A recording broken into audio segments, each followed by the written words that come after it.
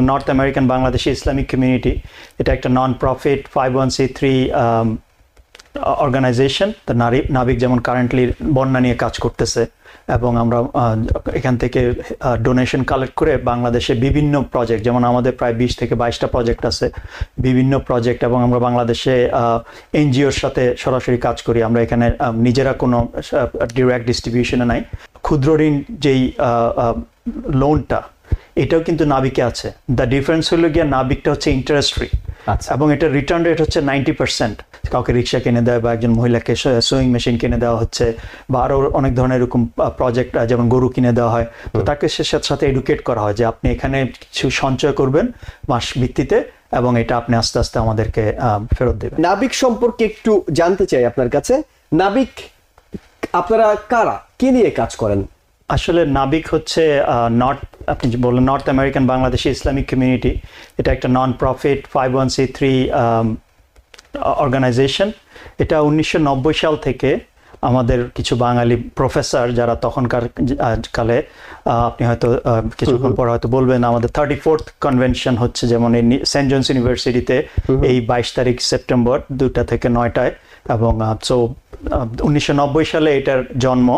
এবং এখানে কিছু থিঙ্ক ট্যাঙ্ক যারা প্রফেসর, তারা এটাকে মোটামুটি চালু করছেন এবং ওখান থেকেই নাবিকের এটা মেনফিস টেনেসি থেকে শুরু হয়েছে। তো বিভিন্ন বছর বিভিন্ন জায়গায় কনভেনশন হয়। তো লাকিলি গত বছরও নিউ ইয়র্কে হয়েছিল এই সেন্ট জোন্সে, এবং এবছরও ইনশাআল্লাহ সেন্ট জোন্স ইউনিভার্সিটিতে হচ্ছে। আগামী বছর মোস্ট লাইকলি আর নিউ ইয়র্কে হবেন। কি অর্জন হয় আসলে এইসব কনভেনশন থেকে? যেটা আপনি বলছিলেন যে 34তম কনভেনশন, মানে 34টা কনভেনশন আপনারা করেছেন। নিঃসন্দেহে এই কনভেনশনগুলোর কিছু আউটকাম আছে যেটা আপনাদের কাজগুলোকে সহজ করে, কিংবা আমরা যে বলছিলাম বাংলাদেশিদের ভাগ্য উন্নয়নের জন্য সহায়তা করে। কি অর্জন হয় আসলে? আসলে দেখেন, আমাদের বাংলাদেশে তো মনে করেন অনেক ধরনের সমস্যা, বিশেষ করে যে আমরা জানি যে যেমন প্রায় প্রতি বছরে আমরা বন্যা দুর্গত। তা নাবিক যেমন কারেন্টলি বন্যা নিয়ে কাজ করতেছে এবং আমরা এখান থেকে ডোনেশন কালেক্ট করে বাংলাদেশে বিভিন্ন প্রজেক্ট, যেমন আমাদের প্রায় 20 থেকে 22টা প্রজেক্ট আছে, বিভিন্ন প্রজেক্ট, এবং আমরা বাংলাদেশে এনজিওর সাথে সরাসরি কাজ করি। আমরা এখানে নিজেরা কোনো ডিরেক্ট ডিস্ট্রিবিউশনে নাই। তো বোথ গভর্নমেন্ট থেকে এবং সবগুলো ওয়্যার ট্রান্সফারের মাধ্যমে টাকাগুলা ট্রান্সফার হয়। এবং এখানেও যখন আমরা টাকা কালেক্ট করি, there is a documentation process, এটা আমরা ফলো করি। তো মূলত আমাদের আমেরিকা তো প্রজেক্ট আছে, বেশিরভাগ প্রজেক্টই মনে করেন 80% হচ্ছে বাংলাদেশে। তো এটা বাংলাদেশের লাখ লাখ মানুষের ভাগ্য উন্নয়নের প্রচেষ্টার জন্য। তো নাবিকের মনে করেন একটা খুব মানে ইম্পর্টেন্ট, যেমন ডক্টর ইউনূস এখন যিনি আমাদের প্রধান উপদেষ্টা, জি, ওনার যেই ক্ষুদ্র ঋণ যেই লোনটা, এটাও কিন্তু নাবিকে আছে। দ্য ডিফারেন্স হলো গিয়ে নাবিকটা হচ্ছে ইন্টারেস্ট ফ্রি এবং এটার রিটার্ন রেট হচ্ছে 90%।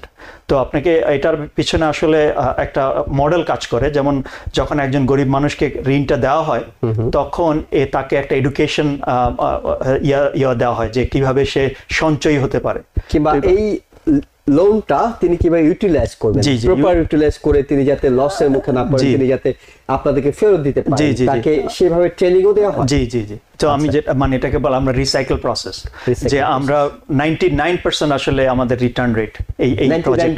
জি জি জি। অর্থাৎ জোর করে আপনাদেরকে সেটা আদায় করে দিতে হচ্ছে না, কারণ ওই যে যখন আপনি এডুকেশনটাকে অ্যাড করে দেন, কারণ আমরা যখন মনে করেন, আমিও ব্যক্তিগতভাবে যখন আমার কোনো প্রজেক্ট মানে বাংলাদেশে ডোনেট করি, দেখা যায় যে কন্টিনিউয়াসলি এটা ডোনেট করতে হচ্ছে, কারণ ওখানে ওই এডুকেশনটা নাই আসলে। আচ্ছা। কারণ বারবারই মনে করেন হয়তো জাকাত দিচ্ছি বা দিচ্ছি, যেটা মনে করেন প্রতি বছর শেষে মানে জাকাতের যে আসলে মেইন ডেফিনেশনটা ফলো করা উচিত, ওটা আমরা অনেক ক্ষেত্রে করতে পারি না বা করি না। এখানে আমরা যদি একটা লোককে, যেমন কাউকে রিক্সা কিনে দেয় বা একজন মহিলাকে সুইং মেশিন কিনে দেওয়া হচ্ছে, বা আরও অনেক ধরনের এরকম প্রজেক্ট, যেমন গরু কিনে দেওয়া হয়, তো তাকে সে সাথে এডুকেট করা হয় যে আপনি এখানে কিছু সঞ্চয় করবেন মাস ভিত্তিতে এবং এটা আপনি আস্তে আস্তে আমাদেরকে ফেরত দেবেন, শোধ করবেন। কিন্তু এটা হলো একটা বিষয়। নিশ্চয়ই আপনারা বলছিলেন 80% কাজ বাংলাদেশে করেন। কোন কোন খাতে কাজ করেন, কাদেরকে নিয়ে কাজ করেন, কাদেরকে সহায়তা করেন আপনারা? বাংলাদেশে যারা মনে করেন এখানে বিভিন্ন ধরনের প্রজেক্ট আছে। তো আমরা মনে করেন এই হিউম্যানিটেরিয়ান এইড দেখি, তারপরে এডুকেশন সেক্টরটা দেখি, আচ্ছা। তারপরে হেলথ কেয়ার দেখি, তারপরে সোশ্যাল সার্ভিস এবং কমিউনিটি ডেভেলপমেন্ট। তো এখানে নাবিকের স্পন্সার্ড কয়েকটা হসপিটালও আছে, 3টা হসপিটাল, তার মধ্যে একটা চক্ষু হসপিটাল বাংলাদেশের বিভিন্ন জেলায়। তারপরে হেলথ সেক্টরে আমরা যেমন এই যে এথিক্স নিয়ে, বাংলাদেশে এথিক্স নিয়ে আসানুল্লাহ ইউনিভার্সিটির আন্ডারে একটা প্রজেক্ট চলতেছে। তারপরে মনে করেন বাংলাদেশ থেকে স্পন্সর করে আমরা ছেলেপেলেদেরকে, এবং এখানে আসলে প্রায় আমরা মোর দেন হান্ড্রেডস অথবা এসেও কালেক্ট করি, যে কালেক্ট করে এখানে ইউনিভার্সিটি বাঙালি, বেশিরভাগ বাঙালি প্রফেসর বা বাইরের প্রফেসররা আছেন যারা, কারণ আমাদের এখানে যেমন ডক্টর আতাউল করিম, উনি ভেরি রিনাউন্ড, উনি কোনো এককালে সিটি কলেজের ডিন ডিন ছিলেন সম্ভবত। তারপরে উনি ভার্জিনিয়াতে ভাইস প্রেসিডেন্ট ছিলেন, তারপরে লাস্ট রিটায়ার্ড করছেন উনি ম্যাসাচুসেটস থেকে, ওখানে ভাইস চ্যান্সেলর ছিলেন। তো উনি very renowned, he is the 200 scientist in 20th century, doctor Ataul Karim.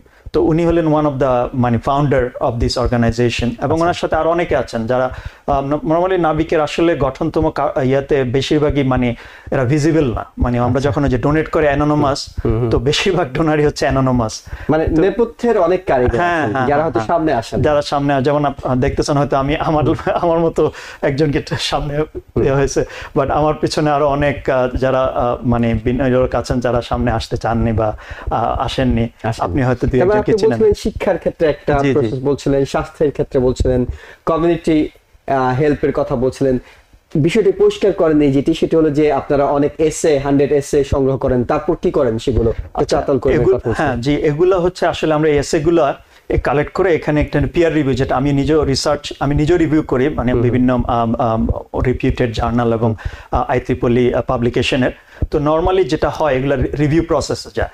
তো যে যখন এবং আমরা রিভিউ করি, তো রিভিউ করলে এটা পরে এখান থেকে সিলেকশন হয়। সিলেকশন হলে কোনটা অ্যাকসেপ্ট হবে, কোনটা রিজেক্ট হবে, তো ওখানে নাম্বারিং প্রসেস দেওয়া হয়। তো নাম্বারিং প্রসেসে এখানে মনে করেন ফার্স্ট, সেকেন্ড, থার্ড, ফোর্থ এভাবে 10 জনকে সিলেক্ট করে তাদেরকে এরকম জার্মানিতে পাঠানো হয়। তারা নোবেল লটারির সাথে তাদের ওই কনফারেন্সে থাকে, ওখানে কয়েকদিন তারা বাংলাদেশের স্পন্সর নিয়ে ওখানে তারা ওদের সাথে, তার উচ্চ শিক্ষার বিকাশে আপনারা কাজ করছেন, স্বাস্থ্য খাতে আপনারা কাজ করছেন। এই যে আপনারা কাজ করছেন, আপনি বলছিলেন নেপথ্যে প্রচুর মানুষ আছে, তারা এই সহযোগিতা অর্থাৎ থিঙ্ক ট্যাঙ্ক হিসেবে আপনাদের কাজ করছেন। আপনাদের উদ্দেশ্যটা কি আসলে? মানুষের জন্য এই কাজ করার উদ্দেশ্যটা কি?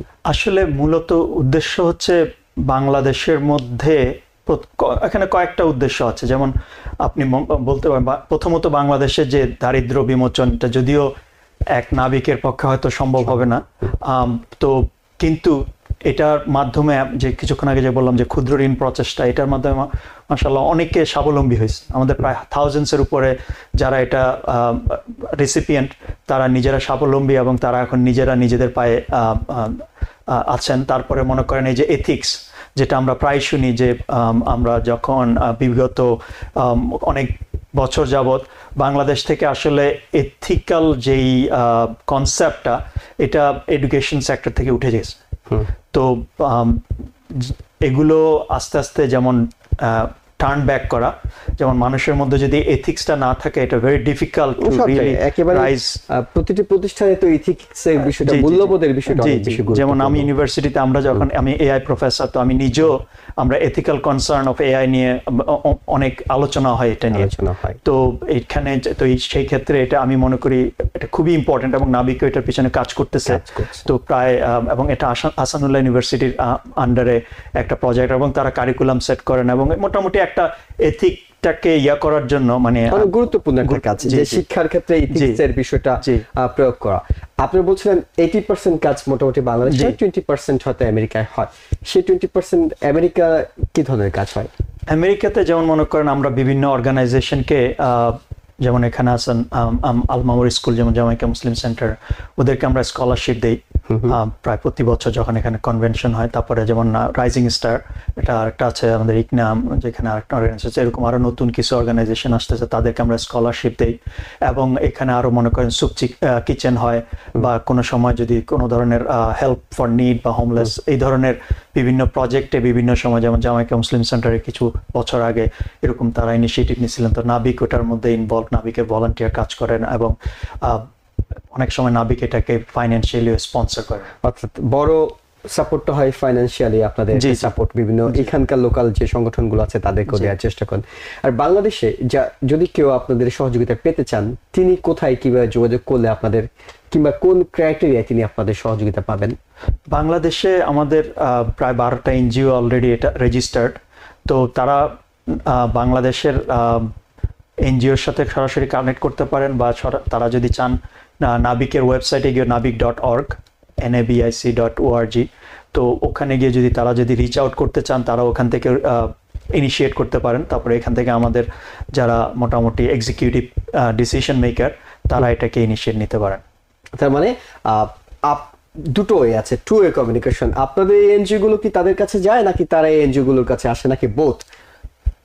এটা হচ্ছে আসলে আমরা এনজিওকে, কারণ আপনি জানেন বাংলাদেশে আসলে প্রথমত এটা ট্রান্সপারেন্সির একটা ব্যাপার আছে, যে কারণ আমরা we are responsible to our donors, আমাদের যারা ডোনেট করতেছেন, এবং এই ডোনেশন গুলো আসলে প্রজেক্ট স্পেসিফিক। যে আপনি যখন ডোনেট নাও বাটনে যাবেন ওয়েবসাইটে, তখন এটা কিন্তু directly relates to A project. তো আমরা মেক শিওর করি যে যখন আমরা বলি যে এবং এই এনজিও গুলো যখন তারা কাজ করে, তারা ওই প্রজেক্ট স্পেসিফিক এনজিওকে আমরা চুজ করি। তো যখন মনে করেন একজন যার হেলথ কেয়ার সমস্যা, তখন সে হসপিটালের কাছে যাবে, তখন ওই এনজিও এখানে কাজ করে। বা কারো এখন যদি যেমন বন্যা দুর্গতদের হেল্প করা, তখন এটার জন্য যারা এখানে ইনভলভ, ওটার সাথে কাজ করবে। তো এখানে ডিফারেন্সেস আছে। আচ্ছা, তার মানে প্রজেক্ট বেসড আপনারা চয়েস করেন যে কোন প্রজেক্টে আপনারা কি পরিমাণ দেবেন। কেউ যদি আপনাদেরকে ডোনেট করতে চায়, কিংবা আপনাদের এই কাজের সাথে শরিক হতে চায়, ভলান্টিয়ার করতে চায়, তারা কিভাবে কি করবেন?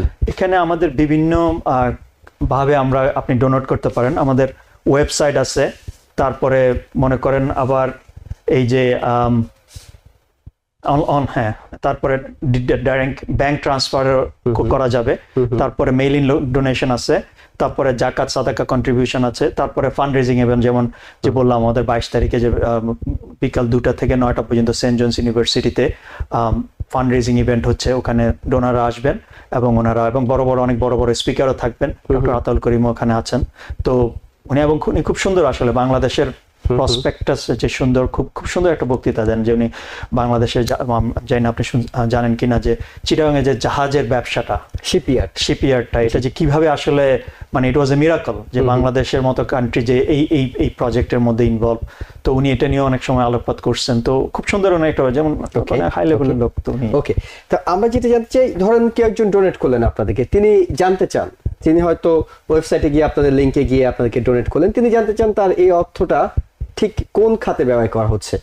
এটা যে আপনাকে কিছুক্ষণ আগে বললাম, যে যখন সে ডোনেট করবে, উনি যদি ওয়েবসাইটে যান, উনি সবগুলো প্রজেক্টটা দেখতে পাবেন। আচ্ছা, তো উনি ওই প্রজেক্ট হিসাবে ডোনেটটা করবেন, কারণ প্রত্যেকটা প্রজেক্টের নিচে বাটন দেওয়া আছে ডোনেট নাও। তো উনি যখন ডোনেট করবেন, তখন মনে করেন এখন উনি যে আমাদের যেমন আরেকটা প্রজেক্ট, আমি দুস্থ মেয়েদের, যেমন যেসব মেয়েরা মনে করেন অনেক সময় বিধবা, বা আগে যেমন কিছু সমস্যা ছিল, অ্যাসিড সমস্যাটা, ওই ধরনের আমাদের একটা shelter, safe girl home shelter বলা হয়, গাজীপুরে আছে। এখানে 60টা মেয়ে, তাদেরকে একাধারে বাসস্থান এবং সব ওদের মোটামুটি সব টেক কেয়ার করা হয়। তো কেউ যদি মনে করেন ওই প্রজেক্টে ইন্টারেস্টেড হয়, তখন সে ওই প্রজেক্টে উনি ডোনেট করতে পারবেন। আর যদি আপনি ট্রান্সপারেন্সির কথা ধরেন, এখানে আমরা অ্যানুয়ালি রিপোর্ট বাইর করি।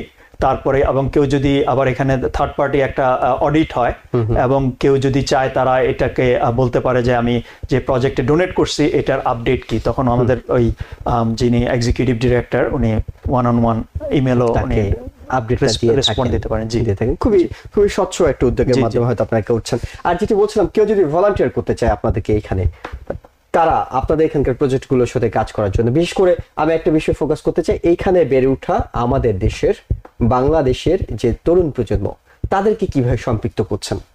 আসলে আমি যখন শুরু করছি তখন আমিও তরুণ ছিলাম।